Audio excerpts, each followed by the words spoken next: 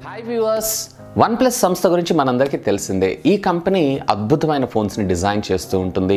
అలాగే flagship killers కింద ఈ మొబైల్ బ్రాండ్కి ఒక పేరు ఉండడం జరిగింది.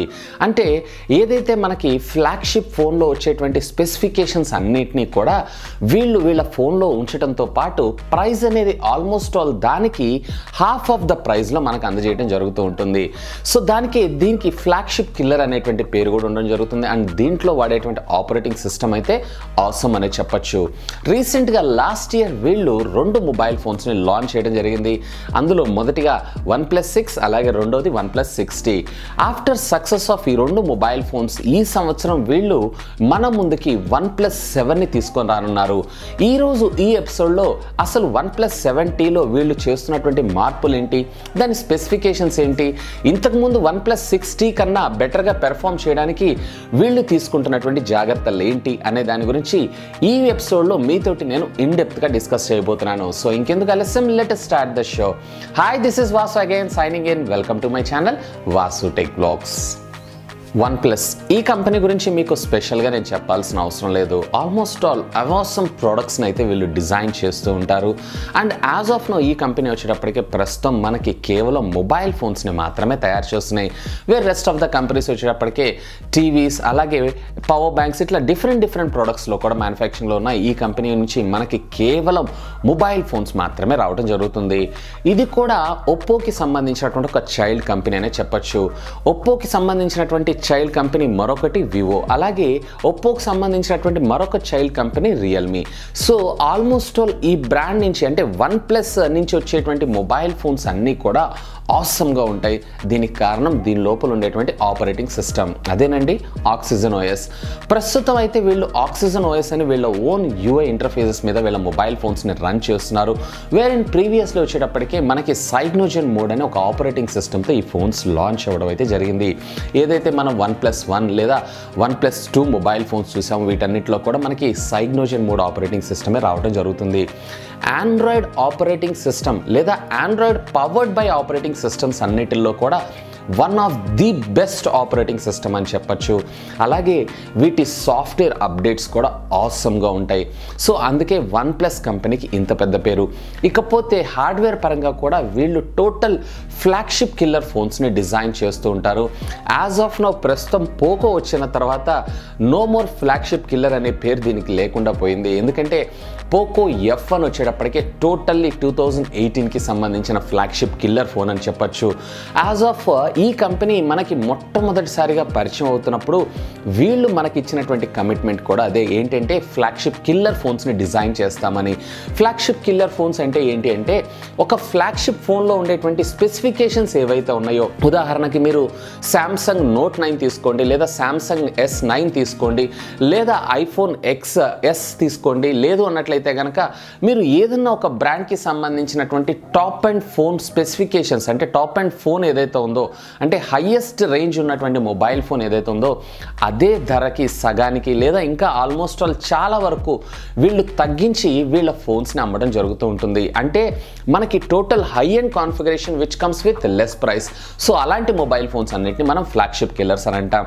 ఈ మొబైల్ ఫోన్కి ఇంత పెద్ద పేరు రావడానికి కూడా కారణం ఇది ఫ్లాగ్షిప్ కిల్లర్ ఫోన్ అని. కాకపోతే OnePlus 6లో కానీ లేదా OnePlus 6Tలో కానీ మనకి ఫ్లాగ్షిప్ కిల్లర్ అనే పేరులో మాత్రమే కానీ ప్రైస్లో అయితే కనపడలేదు. ఎందుకంటే షామీ కంపెనీకి సంబంధించినటువంటి పోకో F1 ఆ ఇయర్ ఫ్లాగ్షిప్ కిల్లర్ కింద నిలిచింది.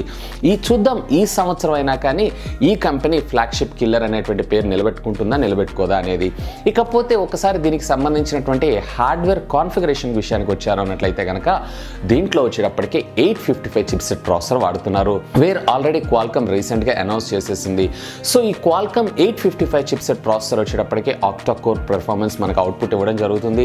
ఇకపోతే దీంట్లో 5G ఎనేబుల్డ్ టెక్నాలజీని కూడా తీసుకొని రానుంది OnePlus సంస్థ. అంటే ఈ ఫోన్స్ అన్నిటిలో కూడా మనకి 5G టెక్నాలజీ సపోర్ట్ చేయడం సర్వసాధారణం. ఇకపోతే డ్యూయల్ బ్యాండ్ వైఫై, అలాగే ఫింగర్ ప్రింట్ స్కానర్, అలాగే ఇది వచ్చేటప్పటికే టోటల్లీ మనకి ట్రై కెమెరా దాకా సపోర్ట్ చేస్తుంది. కానీ as of now OnePlus సంస్థ అయితే కేవలం రేర్ వచ్చేటప్పటికే డ్యూయల్ కెమెరా మాత్రమే పర్మిట్ చేయడం జరుగుతుంది. అలాగే ఫ్రంట్ వచ్చేటప్పటికే సింగిల్ కెమెరా. అలాగే ఈసారి previous generation of OnePlus 60లో లాగా in display finger print scanner తీసుకొని వస్తుందా తీసుకొని రాదా అనేదే ఒకటే మనకి ఇంకా క్వశ్చన్ మార్క్. అయితే రెస్ట్ ఆఫ్ ద డివైజెస్ అన్ని కాన్ఫిగరేషన్స్ అన్నీ కూడా ఇప్పుడు నేను చెప్పినట్లే మనకు రావడం జరుగుతూ ఉంటుంది. వీళ్ళు ఇన్ డిస్ప్లే ఫింగర్ ప్రింట్ స్కానర్ని స్కిప్ చేయడానికి గల కారణం ఏంటి అంటే ఈవెన్ కొన్ని సందర్భాలలో ఈవెన్ ఒకవేళ మీరు టెంపర్డ్ గ్లాస్ వేసుకున్నా లేదా స్క్రీన్ మీద ఏదైనా స్క్రాచెస్ ఉన్నా కానీ ఆటోమేటిక్గా ఇది రికగ్నైజేషన్ అయితే ప్రాపర్గా లేదు.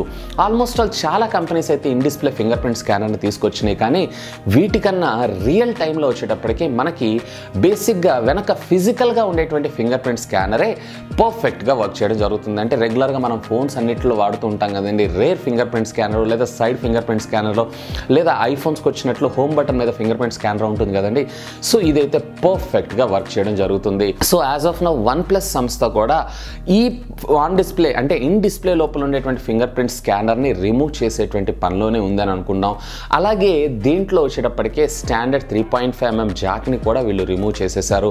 యాక్చువల్గా మనకి వన్ ప్లస్ 60 నుంచే మనకి 3.5mm జాక్ అయితే రావట్లేదు. అండ్ ఇప్పుడు మనం వన్ ప్లస్ 7లో కూడా మనకి 3.5mm జాక్ అయితే కనపడదు. అలాగే యూఎస్బి టైప్ సికి సంబంధించినటువంటి ఛార్జింగ్ పోర్ట్ అలాగే యూఎస్బి టైప్ సికి సంబంధించినటువంటి డేటా ట్రాన్స్ఫర్తో పాటు హెడ్ ఫోన్స్ కూడా మనం ఇదే కమ్యూనికేషన్ పోర్ట్ని యూజ్ చేయాల్సిన పరిస్థితి. ఇకపోతే డిస్ప్లే విషయానికి వచ్చారు అన్నట్లయితే కనుక టోటల్గా మనకి ఈసారి ఈ వన్ ప్లస్ 60 దానిలో 6.43 ఇంచెస్కి సంబంధించినటువంటి ఫుల్ డిస్ప్లే మనకి రావడం జరుగుతుంది. సో ఫుల్ డిస్ప్లే అంటే మళ్ళీ తర్వాత మనకి గుర్తుకొచ్చేది దాంట్లో ఉండేటువంటి ఇయర్ పీస్ అలాగే ఫ్రంట్ కెమెరా. సో మనకి ఒప్పో ఫైండ్ ఎక్స్లో మనకి ఏ విధంగా అయితే పాపప్ కెమెరా రాబోతుందో సో అదే విధంగా వన్ ప్లస్ 7లో కూడా ఎప్పుడైతే మీరు కెమెరా ఆన్ చేయగానే ఆటోమేటిక్గా మనకి ఒక పాపప్ కెమెరా రావడం అయితే జరుగుతుంది. సో ఒప్పో ఫైండ్ ఎక్స్లో ఈ పాపప్ కెమెరాకి సంబంధించినటువంటి స్లైడింగ్ మోటార్స్ని ఏవైతే ఉన్నాయో చాలా రకాలుగా టెస్ట్ చేసిన తర్వాత వీళ్ళు ఈ ఫోన్ అయితే లాంచ్ చేశారు. అండ్ యాజ్ ఆఫ్ నౌ ఇప్పటిదాకా కూడా మీకు ఒప్పో ఫైండ్ ఎక్స్లో ఈ స్లైడింగ్ మోటార్స్లో ఏ విధమైనటువంటి ప్రాబ్లమ్స్ రాలేదు అని నిర్ధారించుకున్న తర్వాతనే వన్ ప్లస్ సంస్థ తన వన్ ప్లస్ 7లో స్లైడింగ్ మోటార్తో సపోర్ట్ చేసేటువంటి ఫ్రంట్ అండ్ రేర్ కెమెరాస్ని తీసుకొని రానుంది.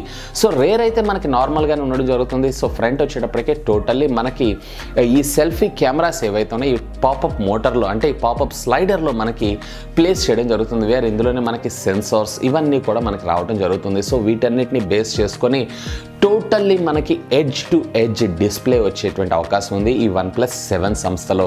అంటే వన్ ప్లస్ 60లో కాకుండా మనకి అంటే వన్ ప్లస్ 60లో మీరు చూసారు అన్నట్లయితే కనుక మీకు water Drew drop notch technology, అలాగే వన్ ప్లస్ 6లో మీరు చూసారు అన్నట్లయితే రెగ్యులర్ నాచ్, అలాగే మనకి ఇప్పుడు వన్ ప్లస్ 7లో చూసారు అన్నట్లయితే ఆల్మోస్ట్ ఆల్ నాచ్లెస్ అలాగే లెస్ బ్రెజల్తో ఈ డిస్ప్లేని డిజైన్ చేయనుంది వన్ ప్లస్ సంస్థ. ఇకపోతే డిస్ప్లేలో వాడుతున్నటువంటి technology super AMOLED LED screen ఏదైతే మనకి వన్ ప్లస్ 60లో చూసామో. ఇక ఆడియో విషయానికి వచ్చారు అన్నట్లయితే కనుక యాజ్ ఆఫ్ నో ఇప్పటిదాకా వన్ ప్లస్ సంస్థ అన్నిటిల్లో కూడా అంటే వన్ ప్లస్ మొబైల్స్ అన్నిటిల్లో కూడా మనకి కేవలం సింగిల్ స్పీకర్ అది కూడా బాటమ్ ఆఫ్ ద ఫోన్ మనకు ఉండడం జరుగుతుంది. ఈసారి ఈ మొబైల్ ఫోన్లో వచ్చేటప్పటికి డ్యూయల్ స్పీకర్స్ అంటే టోటల్లీ మనకి 2 స్పీకర్స్ ఒకటి బాటమ్ అలాగే ఒకటి టాప్లో మనకి రావడం జరుగుతూ ఉంటుంది. సో దీనివల్ల మనం స్టీరియోఫోనిక్ సౌండ్స్ అవుట్పుట్ అనేది చూడొచ్చు. అలాగే మీరు ఎప్పుడైనా గేమ్స్ ఆడుతున్నా లేదా రేస్ కార్స్కి సంబంధించినటువంటి గేమ్స్ ఎప్పుడైనా యూస్ చేస్తున్నా కానీ దాని సౌండ్ అలాగే దాని సెన్సార్స్ ఏవైతే ఉన్నాయో ఆసమ్గా పెర్ఫామ్ చేయడం జరుగుతుంది. సో ఇది కూడా one of the improvement in the one plus 7 అనే చెప్పొచ్చు. ఇకపోతే ఫైనల్గా మనం దీంట్లో ఉండేటువంటి బ్యాటరీ అలాగే ఛార్జింగ్ విషయాల గురించి డిస్కస్ చేద్దాం. యాజ్ ఆఫ్ నో మనకు వన్ ప్లస్ 60లో వచ్చేటప్పటికి వీళ్ళు సమ్ అరౌండ్ 3700 mAh బ్యాటరీని వీళ్ళు ఇందులో ప్లేస్ చేయడం జరుగుతుంది. అండ్ ఈసారి మనకి వన్ ప్లస్ 7లో వచ్చేటప్పటికి సుమారుగా 4000 mAh బ్యాటరీని తీసుకొని రానుంది కంపెనీ. ఇకపోతే దీంట్లో వాడినటువంటి ఫాస్ట్ ఛార్జింగ్ టెక్నాలజీ ఏదైతే ఉందో quick charge technology same as it is OnePlus 60లో మనకి ఏ విధంగా అయితే ఉందో అదే విధంగా ఇందులో క్యారీ ఫార్వర్డ్ అవడం జరుగుతుంది. అండ్ ఇందులో సపోర్ట్ చేసేటువంటి డాష్ ఛార్జర్ టెక్నాలజీ సపోర్ట్ తోటి ఆల్మోస్ట్ ఆల్ వీళ్ళు 30 minutesలో ఫోన్ మొత్తాన్ని ఫుల్ ఛార్జ్ చేసే విధంగా వీళ్ళ ఫోన్స్ని అయితే డిజైన్ చేయనున్నారు. ఇక ఫైనల్గా మనం వాటర్ రెసిస్టెంట్ టెక్నాలజీ గురించి మనం మాట్లాడామన్నట్లయితే కనుక యాజ్ ఆఫ్ నో ఇప్పటిదాకా వన్ ప్లస్ సంస్థలో వచ్చినటువంటి ఏ ఒక్క మొబైల్ ఫోన్లో కూడా వీళ్ళు IPS సర్టిఫికేషన్ తీసుకొని రాలేదు. ఎందుకంటే దీనికి ఈ ఫోన్ని ఫ్లాగ్షిప్ కిల్లర్ కింద డిజైన్ చేసి ఫ్లాగ్షిప్ ప్రైస్లో లాంచ్ చేయాలనేటువంటి ఒకే ఒక ఎయిమ్తో. ఎందుకంటే ఈ సర్టిఫికేషన్ మీరు పర్చేస్ చేయాలన్నా కానీ, అంటే ఈ సర్టిఫికేషన్ తీసుకోవాలన్నా కానీ OnePlus సంస్థ కొంత ఆ కంపెనీకి అయితే పే చేయాల్సి ఉంటుంది. అండ్ సాధ్యమైనంత వరకు వీళ్ళు డిజైనింగ్స్ అన్నీ కూడా వాటర్ రెసిస్టెంట్ లాగా డిజైన్ చేస్తారు. కానీ అంటే స్ప్రిల్ ప్రూఫ్, అంటే పొరపాటున ఎప్పుడన్నా చేజారి ఏదైనా వాటర్ డ్రాప్లెట్స్ కానీ, లేదా రెయిన్లో కానీ, లేదా స్వెట్లో కానీ ఇలాంటివి ఏమైనా జరిగినా కానీ ఫోన్ ఏ విధమైన డ్యామేజ్ కాకుండా వీళ్ళు డిజైన్ చేస్తారు. కానీ కంప్లీట్ వాటర్ రెసిస్టెంట్ టెక్నాలజీని అయితే వీళ్ళు ఇంప్లిమెంట్ చేయలేదు. యాజ్ ఆఫ్ నో ఇప్పటిదాకా OnePlus 60 దాకా కూడా మనకి ఏ విధమైనటువంటి వాటర్ రెసిస్టెంట్ టెక్నాలజీని OnePlus సంస్థ అయితే తీసుకొని రాలేదు. అలాగే ఇప్పుడు OnePlus 7లో కూడా ఈ కంపెనీ వాటర్ రెసిస్టెంట్ టెక్నాలజీ మీద ఏ విధమైన కాన్సన్ట్రేషన్ చేయట్లేదు. అంటే OnePlus 7లో కూడా మనకి ఏ విధమైనటువంటి IPS సర్టిఫికేషన్ ఉండదు. దీనికి కారణం ఏంటంటే ఈ మొబైల్ ఫోన్ని కంప్లీట్లీ ఫ్లాగ్షిప్ కిల్లర్ ప్రైస్లో లాంచ్ చేయాలనేటువంటి ఒకే ఒక ఎయిమ్తో ఈ కంపెనీ వర్క్ చేస్తూ ఉంటుంది. సో ఇది ఫ్రెండ్స్ రేపు లాంచ్ కాబోయేటువంటి OnePlus 7 గురించి కంప్లీట్ హార్డ్వేర్ స్పెసిఫికేషన్స్తో పాటు దాంట్లో వాడినటువంటి బ్యాటరీ ఏంటి, డిస్ప్లే ఏంటి, అలాగే దాంట్లో కెమెరాస్ ఏ విధంగా మనకు రాబోతున్నాయి, in display finger print scanner ఇస్తున్నారా ఇవ్వట్లేదా అనే దాని గురించి కంప్లీట్ ఇన్ఫర్మేషన్. హోప్ ఈ వీడియో మీకు నచ్చిందని నేను ఆశిస్తున్నాను. ఒకవేళ ఈ వీడియో మీకు నచ్చినట్టయితే ఒక లైక్ చేయండి, అలాగే దీన్ని ఖచ్చితంగా మీ ఫ్రెండ్స్ అందరితో షేర్ చేసుకోండి. అండ్ మీరు కనుక నా ఛానల్ని మొట్టమొదటిసారిగా చూస్తున్నారు అన్నట్టయితే కనుక ప్లీజ్ సబ్స్క్రైబ్ చేసుకొని నన్ను సపోర్ట్ చేయండి. ఎందుకంటే మీ అందరి కోసం ఇలాంటి లేటెస్ట్ ఎన్నో గ్యాడ్జెట్స్కి సంబంధించినటువంటి అప్డేటెడ్ ఇన్ఫర్మేషన్తో పాటు ఆ గ్యాడ్జెట్స్కి సంబంధించినటువంటి unboxing, tech news, informative videos ఎన్నో నా ఛానల్లో మీకోసం తెలుగులో తీసుకొని రావడం జరుగుతుంది. That's all for today. This is Vasu signing off. Have a great day.